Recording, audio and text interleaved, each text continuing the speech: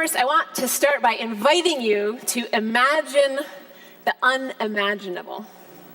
You can shut your eyes if you want. Imagine the unimaginable. 2 women were married in the Tulsa County Courthouse at 5 o'clock in the afternoon earlier this month. Hallelujah is right. Woo. Did you hear that 2 women were legally married in Tulsa, Oklahoma?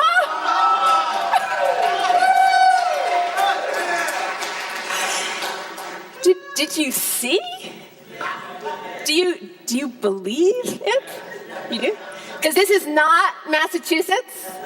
This is not California, right? And you may not know that over 300 marriage licenses have been issued to same-sex couples in Tulsa County in the last 13 days. Yes. Affirming what a lot of us knew a long time ago, right? That 2 women or 2 men in a committed, loving relationship are worthy of all the benefits our society grants to heterosexual couples. Yes? Including all the health benefits, all the tax breaks, all the parenting rights. Yes. Yes. Shout it out. And that when we include the surrounding counties of the Tulsa Metroplex area, that's Creek County, Osage County, Rogers, Wagner, etc., you can add 93 more couples just in the last few weeks, 2 weeks. Do you believe the impossible is possible? When you include Oklahoma City, and there's an even bigger gay community in Oklahoma City, you can safely add at least another 600 couples. That makes 1,000 couples in the last 2 weeks that have been legally married in this state. And then, it's not all, if you add the approximately 3,000 couples who left this state to get married out of state and are now legally recognized as married in Oklahoma, that's about 4,000 same-sex couples publicly and legally recognized by the state of Oklahoma.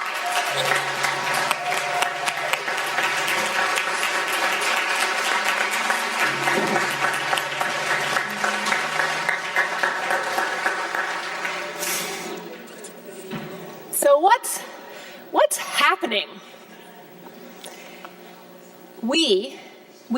You and I are living history right here, right now. The kind of history our grandchildren and their children are going to study for years and years and years. The kind of history that's always been recorded, not just in history books, but this morning I want to tell you it's the same kind of history that's been recorded in Scripture. Because this is love. This is God's awesome love. That power, the power of that love actually breaking into our lives in Oklahoma. And helping us, and this is what I'm really going to talk about this morning, helping us break away from old and outdated, stale and stagnant ways of thinking and believing that we carry with us whether we want to or not in our minds, because this is evidence. This is real, hard evidence that we are not bound by our past. We are not bound by our personal past. We are not bound by our family's past. We are not bound by our state's past or our nation's past. Right? Postings on Facebook for the last 2 weeks have been filled with comments about how people thought they would never, ever see this in their lifetime. Right? And we've seen it time and time again, the end of slavery, the falling of the Berlin Wall, the end of apartheid in South Africa. Things that we thought were impossible are possible.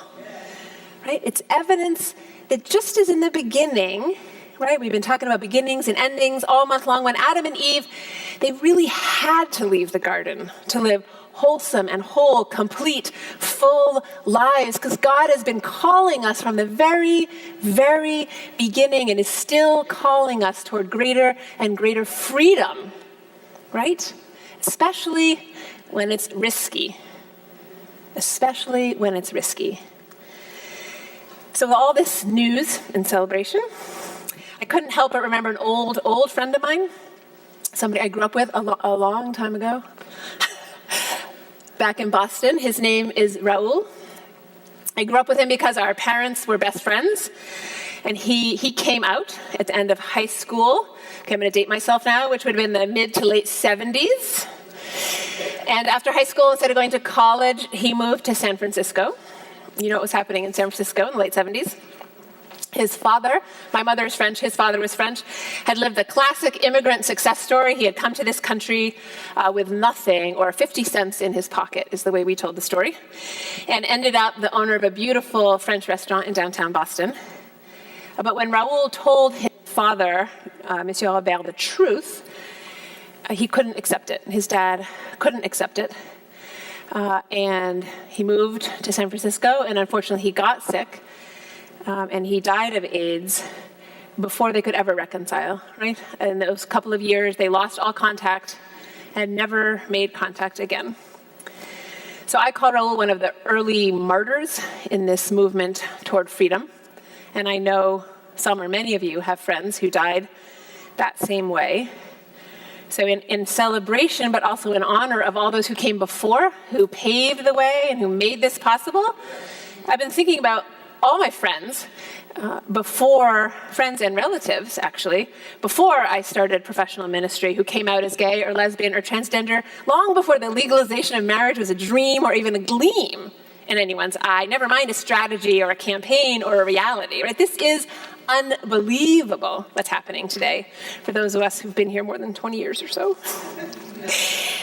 And there are certain qualities I see in all of their stories.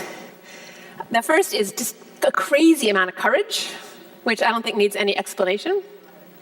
The second is this amazing commitment to this truth that was alive in them, a commitment we all sometimes need to remember. And the third is, if you want to wade a little deeper into religious waters, I'd say they were not only ready to surrender, but they were actually ready to obey God's will and wish for them and for all of us to be true to our own natures. Right? Respectful of how we've been created by God. They were ready to obey. And then fourth and fifth, they kind of go together for me. They were also willful and willing. Willful meaning they had enough ego. Raoul had to have a strong ego to break away from his family. He had to persist and proclaim who he was, even though he was being put down and attacked verbally and sometimes physically. And he was willing. All people have to be willing to lose everything that matters, relations with his dad, even his own life, because something deeper and greater was calling him forward. That's five characteristics: courage, commitment, ready to surrender and obey, willful, and willing. A message has emerged for me from this moment in history that I want to share with you this morning. It comes in the context of us talking about endings and new beginnings, and how when we deeply honor and grieve what's gone before, new birth is inevitable. And it's that we not only can, but we are called to surpass our past.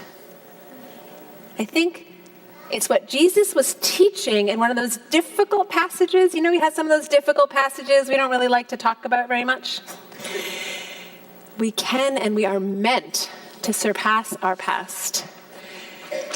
The passage is the one where he says we have to leave our families behind, even hate them, he says.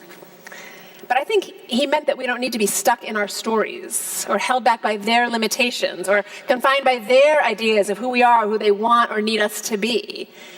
It's been on my mind this whole month, so I'm going to share this part of scripture with you. It's in Luke chapter 14, verses 25 through 27. It's written, "Now great crowds accompanied him, and he turned and said to them, 'If anyone comes to me and does not hate his own father and mother and wife and children and brothers and sisters, yes, and even his own life, he cannot be my disciple.'" Ugh. It's counterintuitive, it's disturbing, it's too much to ask. Jesus is very clear in other passages that we're supposed to honor our mother and father and that we should respect our marriage vows. So how can he say we should turn away from those who are closest to us? How can he ask us to hate those we love. But in the context of our congregation's focus on how death always leads to rebirth and new life, and knowing that one translation of the Greek word miseo is to refuse to let go of, I hear his teaching differently this time. I hope you will too, because Jesus is saying to us, there's something new that's only yours to become. He's saying you may have to break away from someone or someone's or some things that are really important to you to find out what that is, to find out where God's calling you. And that what you're called to become is different and distinct from anything your parents or your grandparents or your great-grandparents ever dreamed for you. It might be exactly what they told you was impossible. It's probably not what or who your parents or your spouse or your lover or your siblings or your friends or your colleagues or your companions think you're supposed to be. It's wild. It's unimaginable. It's not the thing your teachers or your career assessment counselors recommended you become when you grow up. Even though the words are so disturbing and counterintuitive, I'm sure Raoul understood what Jesus was saying. And I want you to remember something, that as we consider this passage this morning, that as strange or as shocking as those words sound to us, still today, they would have sounded even more strange and more shocking to the people who heard them in Jesus' time. Because the people Jesus was talking to thought of themselves only and always in relationship to the family, the village, or the religious group to which they belonged. Individual identity didn't exist. It wasn't possible. It wasn't part of people's consciousness to claim anything or to be anyone apart from the clan. It was impossible. Being part of an extended family gave you your place and was your source of status and your survival. Breaking away meant risking one's life literally. And still, it's what Jesus asked of them and of us. Why? Because he knew there was something more possible, more than what you've ever expected, more than what people have taught you or told you. And he knew it meant risking everything, and that when we risk everything, amazing and impossible things are possible. Which is when it gets a little personal. Did you know, and you probably don't know, that the very last thing in the world that I was supposed to become is a minister? I mean, the last thing, lower than last thing I was ever supposed to become. It's an impossible thing, actually, that I'm here right now. Let me tell you why. It wasn't on anybody's mind or list, not on my parents' list when I was born, not on their list or my list when I graduated from high school or from college or when I met my kids, when I met my husband, sorry I did that first, or when I had my kids. And I was just talking about it with my mom this past week, and she was just laughing because it's so true. There was never an idea of this. First, I'm very shy by nature. You can giggle, it's okay. A lot of people don't believe me anymore when I say that, but I'm telling you the truth, and it's just another miracle, really, that I'm standing up here. You got to know it. And then the other thing is, on both sides of my family, my dad's and my mom's family, for different reasons, people thought religion was either outdated and old-fashioned, so pretty much irrelevant, and James Croft, our humanist evangelist, was talking about this morning, or that religion, he also talked about this, was the true source of all suffering.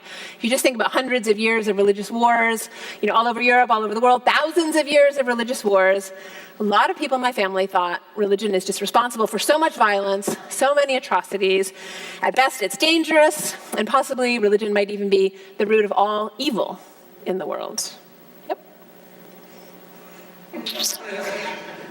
I was supposed to be something else, something serious, something helpful to humanity, something like a lawyer. Thank you for laughing. No offense to any lawyers in the room. And a lot of my closest relatives, they still don't understand what I'm doing, and I'm sure any of them that still think being a minister is irrelevant or irresponsible or foolish or even dangerous. But if I look back now, years later, and think about the questions I asked when I was little girl, I used to ask a lot of questions, things like how can people be so cruel to each other? How do we torture another human being? And how can we love and hate someone at the same time? And why do people have to die? And how do they survive after the people they love die? And I imagine, because you're here, that a lot of you have been asking yourself those same kinds of questions ever since you were little, because some of us just have religious personalities. Yes, you can't get away from it. If it's who you are, it's who you are. And when I first started studying theology, one of the most exciting and reassuring parts was reading about people who had lived thousands and thousands of years ago and were struggling and wrestling with the same questions and looking for the same answers. And all of a sudden I felt like I had company, right? My family wasn't really company. That other people cared about the same things, and not just from a psychological perspective, but from what I call a soul perspective, something deeper inside us. I had no idea where I was headed. I just kept on raising our kids and working 3 jobs and going to seminary part-time all at the same time, because something was compelling me. Something deep inside me was compelling me. And even after, this is all a true story, even after the first few years of seminary, I didn't have plans to become a Unitarian minister. I didn't. I knew I loved God by then, and I wasn't sure the Unitarians would be okay with that. And partly because I was Jewish, I'm part Jewish, my dad's side of the family is Jewish, I couldn't imagine serving a church who would have me. Who would have me?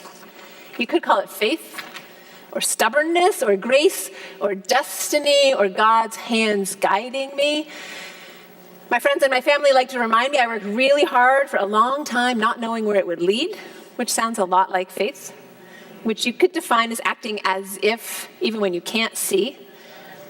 What I do know is that somehow I surpassed my past.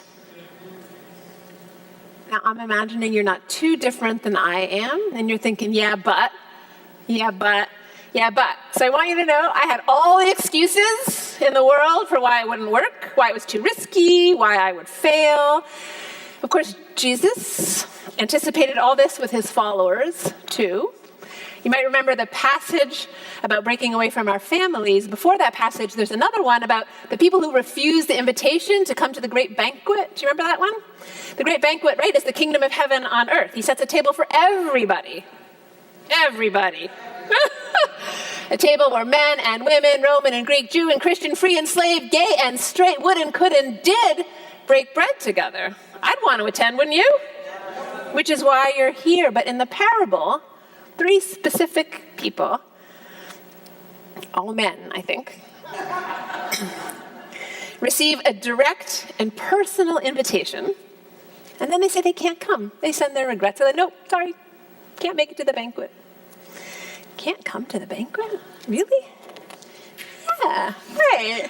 Something else to do, something on the list. The first guy's excuse is that he just purchased a field. Like, so what? Did he really have to plow the field that night, the night of the banquet? And then the next guy's excuse is even better. Is he had just bought a yoke of oxen. Really? He was like going to build a barn or start training the oxen that night, the night of the great banquet? And the third guy's excuse is that he had just gotten married. Really? Did they need to spend that night together? Okay, maybe that guy had a good enough excuse. Yes. My point is, and Jesus' point is, what is your excuse? What are you telling yourself that makes you think or feel that you can't surpass your past? That you can't become what you dream of becoming? I know it's not a new field or a new pair of oxen. And hopefully, if you're recently married to someone, it's to someone who will help you become who and what God is calling you to be. Your excuses might sound something like these. I'm not good enough. I've always been this way. Nothing ever really changes, Barbara.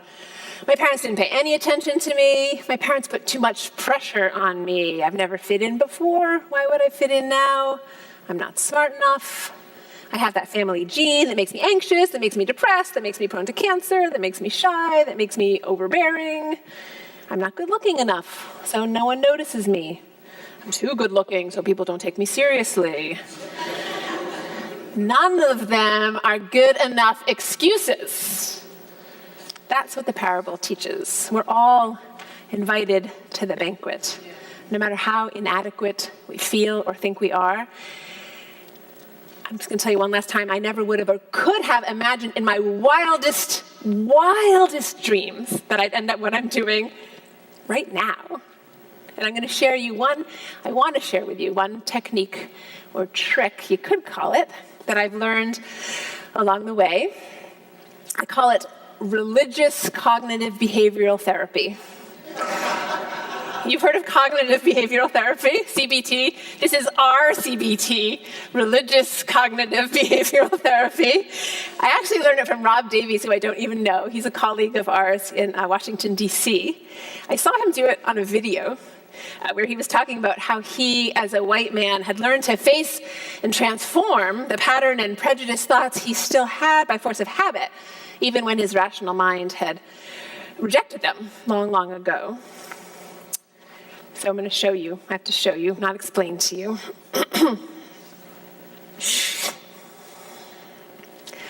Get thee behind me, you voices who don't believe that anything good and wonderful is possible. Get thee behind me, you voices who don't believe in the power of the love of God. Get behind me, you voices who don't believe in me. Get behind me, Satan. It feels really good. You might want to try it, for real, because the impossible is possible. The unimaginable is happening right now. Sometimes it takes a struggle or a fight. Sometimes it just takes going into that really quiet and calm place, that place where we can find that radical acceptance of self and begin to release old thought patterns and allow change to start. But you know what? I have Nicole to thank for this, because the only constant thing is change. Everything is impermanent and anything is possible. It's a biological and spiritual law. There's no separation between the two.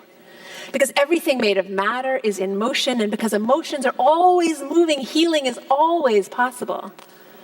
Always possible.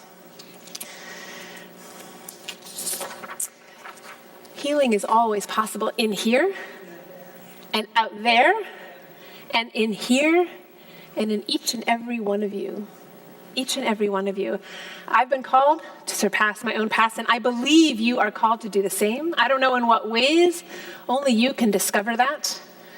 You could even call it evolution, I've said, because it's not like there's a straight line to progress from the past into the future. We don't and won't march directly into it. We don't just don't pass go, collect $200 over here on our way to personal enlightenment or 22nd century technological solutions to suffering and injustice. It's not like that.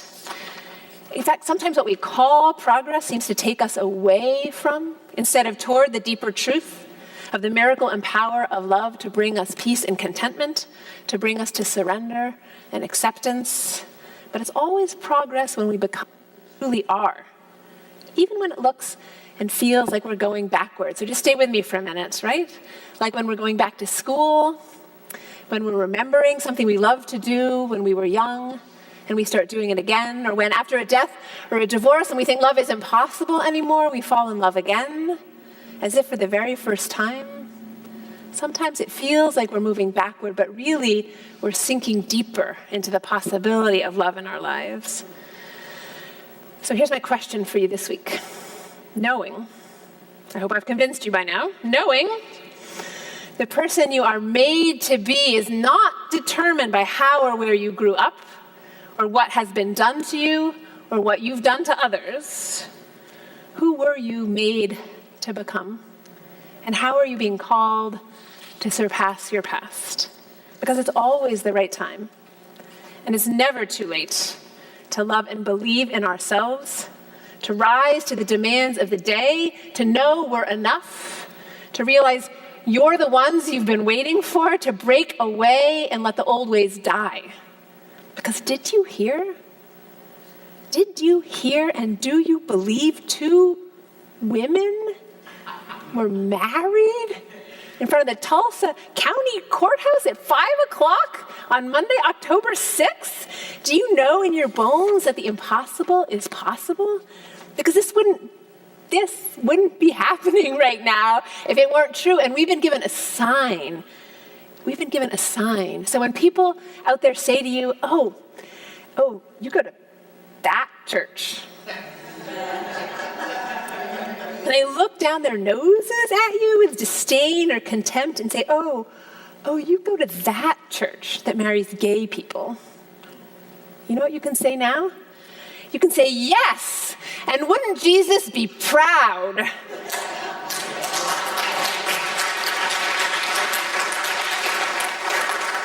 Because we're breaking away from those outdated, harmful ways of thinking, and we're making sure everybody knows, thank you, everybody knows he or she is welcome at this banquet table. And somehow, somewhere, I know Raul's Spirit is celebrating with us as state after state, even Oklahoma, legalizes love. And I need you to celebrate and remember with me because there are days when the injustice and the suffering in the world is so overwhelming, I forget we're being called to a new life, that I'm being called to a new way of being, that I'm still and always being asked to break away and leave behind what no longer serves me, that we're still and always, all of us, being called to be courageous and committed, willing and willful and obedient to God's greatest wish for our physical, psychological, emotional, and spiritual freedom. In honor of all our ancestors who could only go so far for their own reasons, day by day, together, let's break away. Let's leave it behind. Even your own life, he tells us. Even our own life as we once knew it. So we can become something new. Amen.